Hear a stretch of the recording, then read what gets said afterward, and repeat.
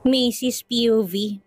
Sabi ni Madam Tiffany, maghintay daw ako kapag tumungtong ako sa tamang edad tapos pwede na daw po ako magtrabaho. 1 taon na lang pong hihintayin ko, sir. Sagot ko naman kaagad sa kanya.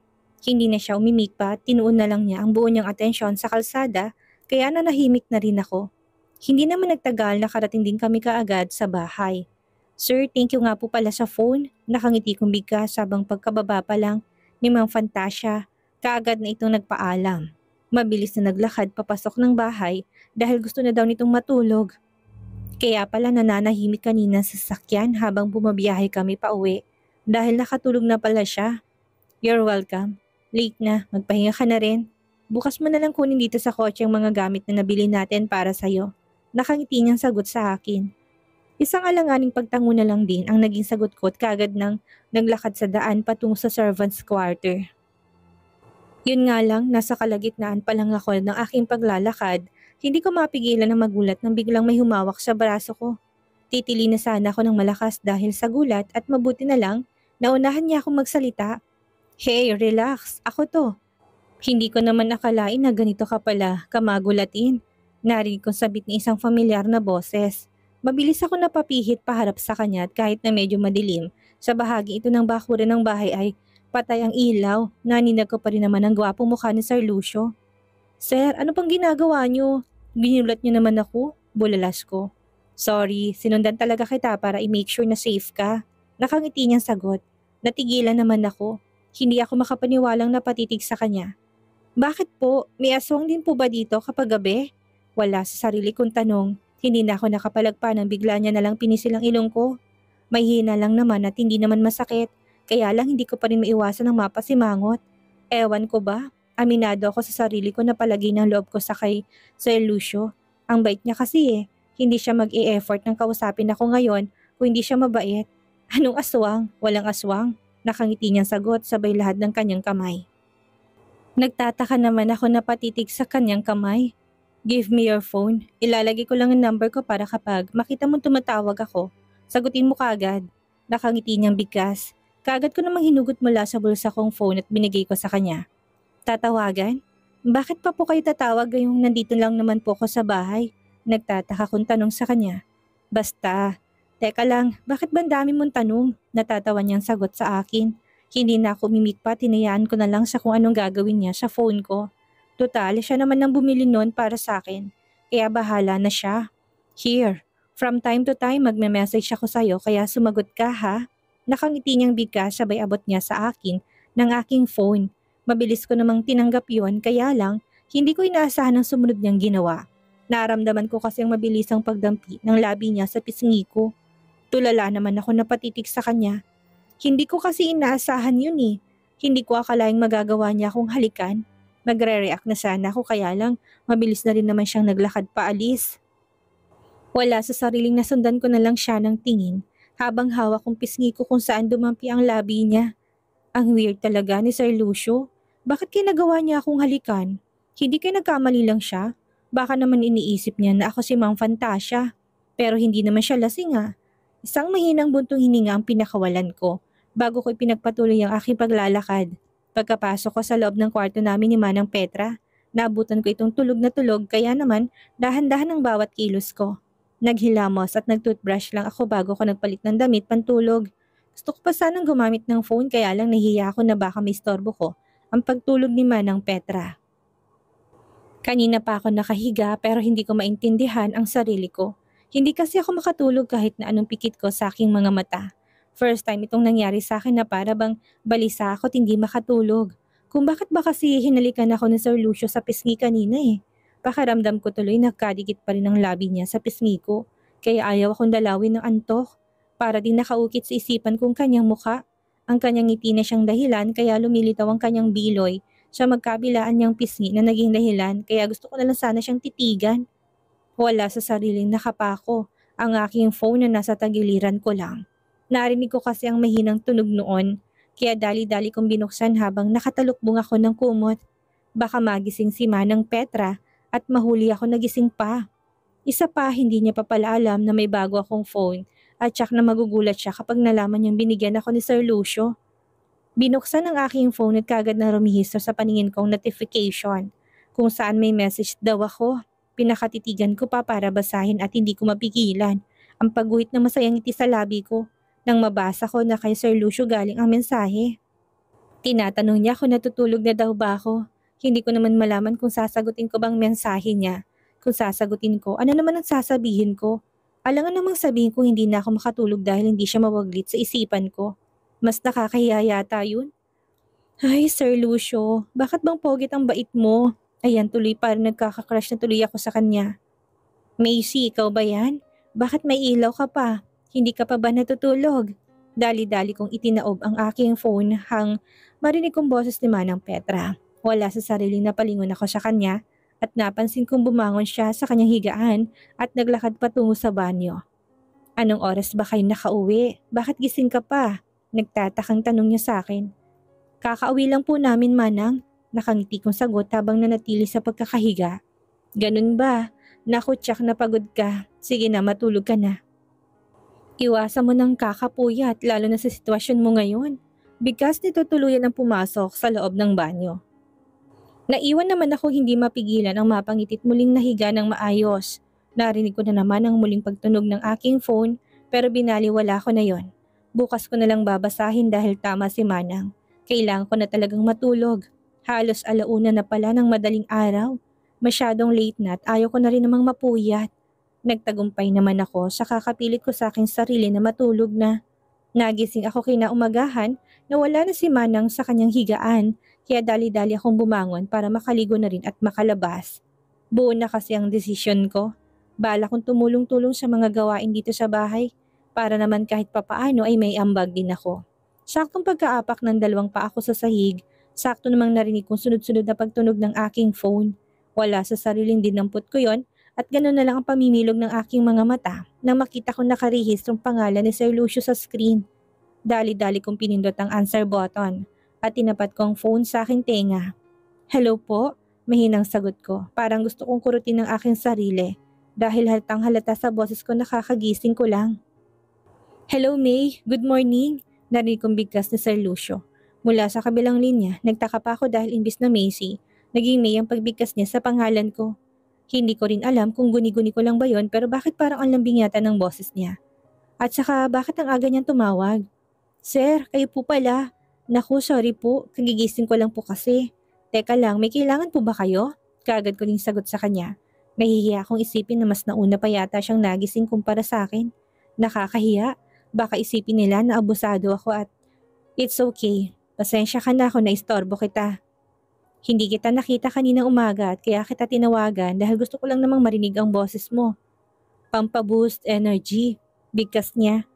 Hindi ko naman mapigilan na mapakunot ang noo ko. Hindi ko kasi masyadong gets ang huling dalawang salitang binitawan niya. Ha? Ano po yun, sir? Nagtataka kong tanong. No, nothing. Good morning ulit, May. Hope to see you later. Muling bigkas niya kasabay ng pagkawala niya sa kabilang linya. Hindi ko naman mapigilan ng magtaka. Ang aga naman tumawag ni Sir Lucio tapos wala naman pala siyang kailangan. Siguro bored lang siya. Isang mahinang buntong hiningang pinakawalan ko bago ko inilagay sa silent mode ang aking phone. Wala lang. Hindi pa ako ready na ipagsabi kahit kanina na may bago akong phone. Nahihiya ako. Pagkatapos kong maligo, sinadya ko talagang magsuot ng shorts na may bulsa. Para naman may mapaglalagyan ako ng phone ko habang naghahanap ako ng gagawin dito sa bahay. Humarap na muna ako sa salamin para ma-check kung itsura ko. Ilang beses kasi akong binili na ni Manang Petra na dapat daw palagi akong presentable kapag lumalabas ako ng kwarto. Kung hindi daw nakatali ang buhok ko, dapat daw maayos na nakasuklay para maayos akong tingnan. Aminado ako na ngayon ko lang sobrang na-enjoy ang pagiging teenager ko. Hindi na ako napapagod sa trabaho at lalong hindi na ako nagugutuman. Mababait din naman ang mga halos lahat ng kasama namin sa bahay, lalo na sila Madam Tiffany at Sir Dominic. Hindi ko man lang naramdaman sa kanila, napabigat ako sa kanila kaya nga gusto ko sanang suklian yon ng kabutihan. Nang masiguro ko ng maayos ng itsura ko, saka pa lang ako nagpasyang lumabas ng kwarto namin ni Manang Petra. Kaagad akong naglakad patungo sa kusina para maghanap ng makakain. Pwede ko naman daw kainin lahat ng nais ko, pero nahihiya din naman akong abusuhin ng lahat ng iyon. Tinapay lang. Sapat na para sa akin sa umaga. Oh, nandiyan ka na pala, Macy. Kumain ka na. Tinabihan kita ng sinangag para naman makakain ka ng kanin sa umaga. Hindi yung puro tinapay ka na lang. Kaga na salubong sa akin ni Manang Petra. Assistant cook kasi siya kaya palagi siyang makikita dito sa kusina.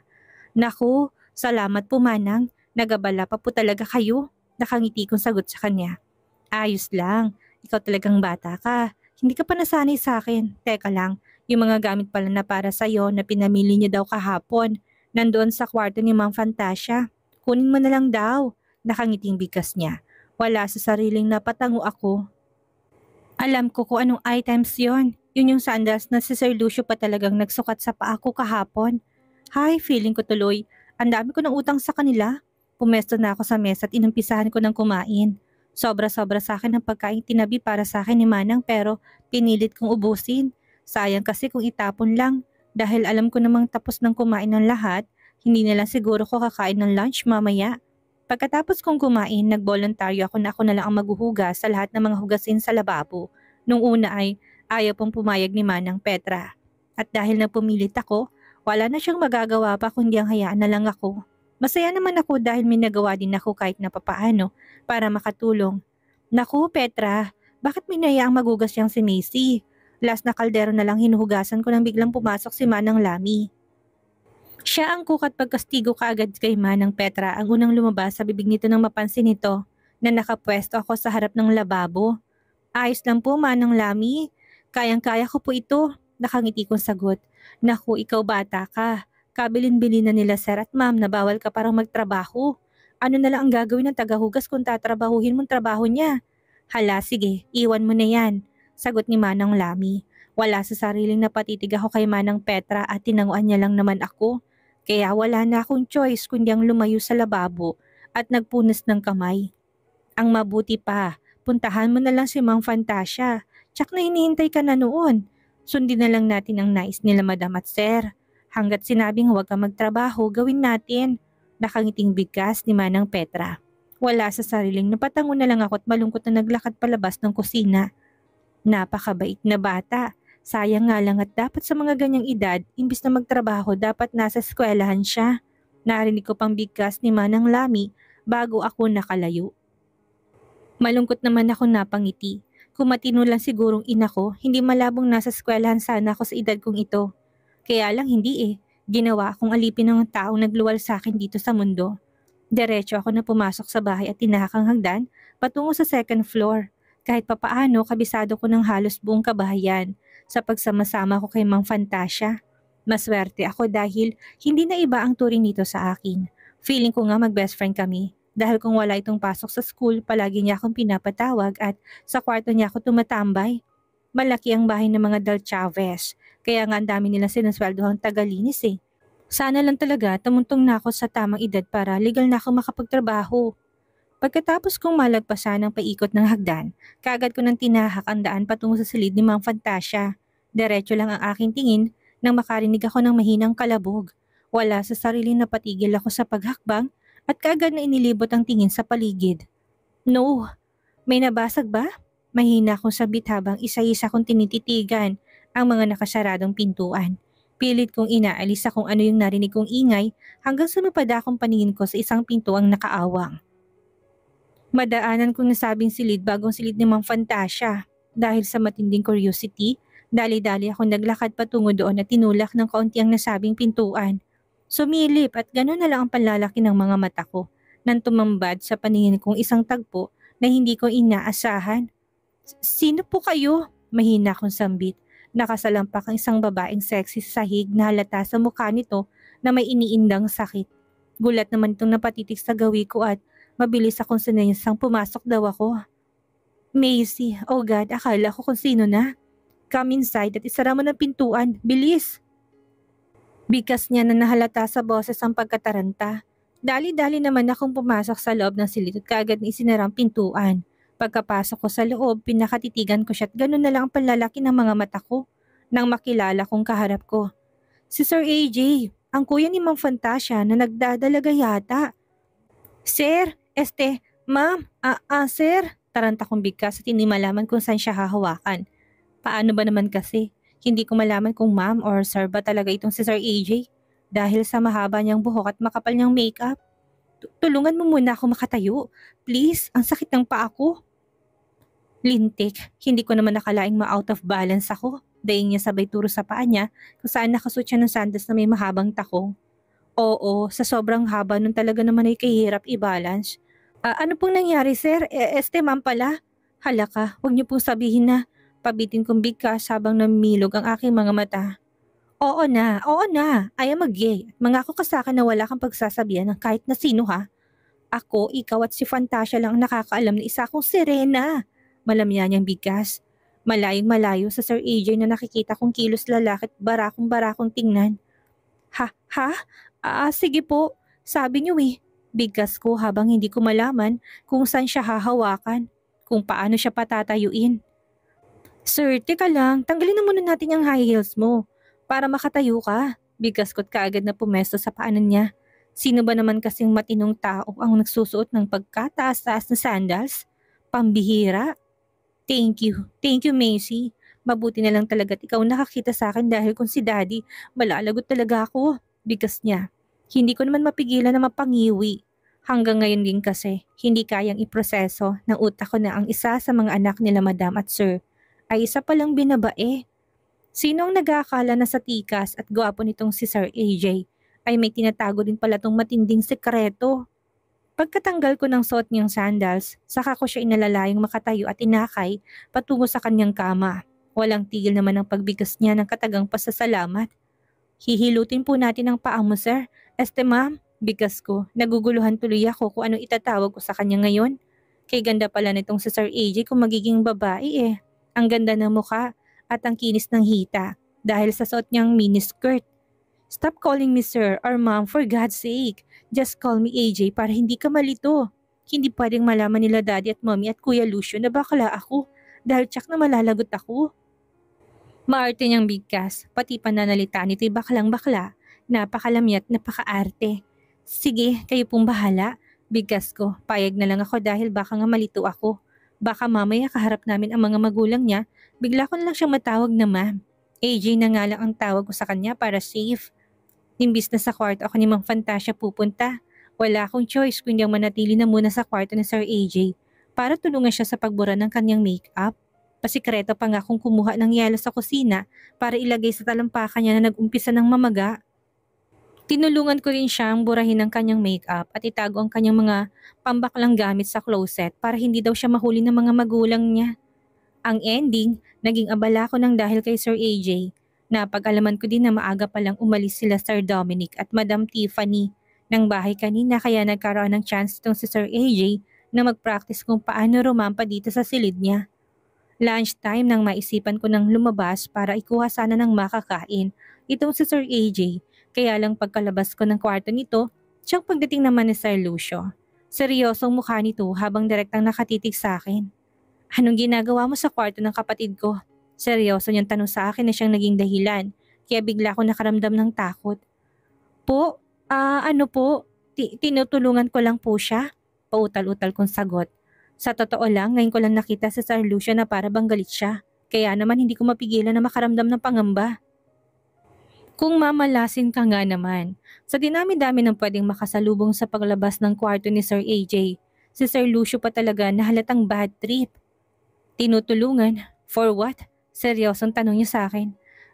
Ano po? Sa paa niya? Ano po kasi? Papunta sana ako sa room ni Mang Fantasia tapos may narinig akong lumagubog sa room ni Ma'am ni Sir AJ kaya dumaan na po muna ako. Naabutan ko po siyang nakasalampak sa sahig tapos masakit daw po yung paa niya. Paliwanag ko. Muntik na ako nadula sa pagtawag ng ma'am kay Sir AJ. Lagot na sana. Ilang oras pa lang ako nag-promise kay Sir AJ na walang makakaalam sa sekreto niya. Mukhang sa aking mga bibig pa mabubulgar ang sekreto niya. Sir, sorry po. Huwag po sana kayong magalit sa akin o wala po kong ginagawang masama. Kinakabahan kong muling bigkas. Hindi na kasi siya umimik, bagkus seryoso lang siyang nakatitig sa akin. No, I am not. Hindi ako galit. I am sorry, May. Bigkas niya naman kaagad habang pinagmamasdan ako. Kaagad naman ako napayuko. Hindi ko kasi talaga kayang makipagtitigan sa kanya. Nahihiya ako. Saka bakit kaya ganito makatitig si Sir Lucio? Parang kakaiba. Hindi naman ganito tumitig ang ibang tao sa akin dito sa bahay eh. Umiral na naman ang katangahan ni AJ, kaya siya nabalian. Huwag mo siyang pansinin na next time huwag ka nang lalapit-lapit sa kanya. Kapag may mga ganitong problema, tumawag ka ng mga kasambahay at hayaan mo silang mag-asikaso sa kanya. Muli niyang bigkas. Wala sa sariling ananganin naman ako napatango. Ako lang naman po yung walang ginagawa dito eh, kaya ayos lang naman po kahit na ako nang mag-asikaso sa kanya. Nahiya ko muling sagot.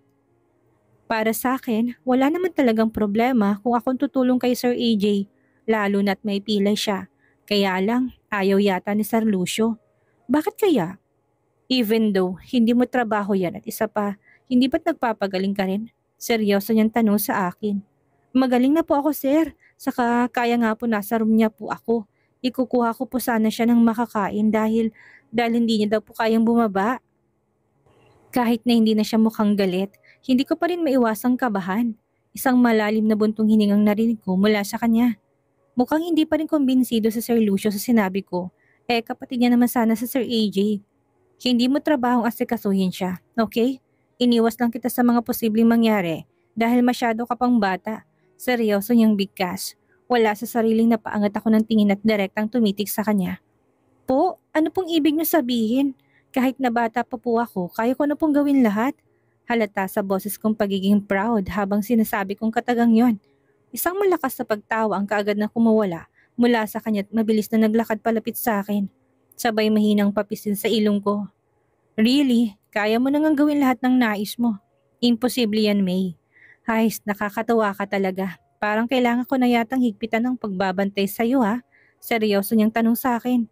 Hindi ko maintindihan ang ibig niyang sabihin. Kaya naman wala talaga akong idea. Kung ano-ano na lang kasing sinasabi nitong si Sir Lucio. Imbis na unahin niyang kapatid niya na injured. At saka, ano daw? Higpitan ng pagbabantay? Bakit wala naman akong balak na umalis ha? Ang labo talaga nitong si Sir. Tsaka bakit may papisil-pisil pa siya ng ilong ko? Teka lang, nasa ng phone mo? Bakit hindi mo sinasagot ang mga tawag ko? Muling tanong niya sa akin. Sa pagkakataon nito, seryoso naman siya. Po, ang phone ko? Nagtataka kong tanong sa kanya. Nasaan ang phone mo? Kanina pa kita tinatawagan pero hindi mo ako sinasagot. Seryoso niyang muling tanong sa akin. Wala sa sariling kinapako ang aking phone sa aking bulsa at nilabas yon at hindi ko mapigilan na mapangiwi na mapansin kong ang dami na palang missed calls mula sa kanya. Sa bagay, wala namang ibang tatawag sa akin kung hindi siya lang eh. Heist, sa sobrang abala ko sa pag-asikaso ko kay Sir AJ, pati phone ko nakalimutan kong i-check. Sorry po, naka-silent po kasi kaya hindi ko po alam na tumatawag kayo. Nahiya akong sagot sa kanya. Wish ko lang na wag niyang bawiin sa akin ang phone niya. Totoo naman kasi, nakalimutan ko naman kasi talaga na may phone ako. Not okay, May. Ikaw ang dahilan kaya bigla ako napauwi dito sa bahay kaya next time, kapag tumatawag ako sa'yo, sagutin mo kaagad. Nagkakaintindihan ba tayo? Seryoso niyang bigkas. Opo, sige po, mahina akong sagot sa kanya. Isang tipid na pagtango naman ang naging tugon niya sa akin. Bago niya ako hinawakan sa kamay at hinila patungo sa kwarto ni Sir AJ. Hindi na ako nagreklamo pa, bagkos nagpatianod na lang ako. Ang sarap kaya sa pakiramdam kapag kahawak kamay nitong sa Sir Lucio. Nakaka-relax ang init na nagmumula sa palad niya.